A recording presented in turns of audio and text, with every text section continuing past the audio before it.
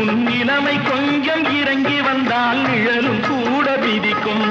மதியாதார் தலைவாசல் மிதிக்காதே என்று மானமுள்ள மனிதனுக்கு அவ்வை சொன்னது. அது அவ்வை சொன்னது, அதில் அர்த்தம் உள்ளது. பரமசிவன் கழுத்தில் இருந்து பாம்பு கேட்டது, கருடா சௌக்கியமா? யாரும் இருக்கும் இடத்தில்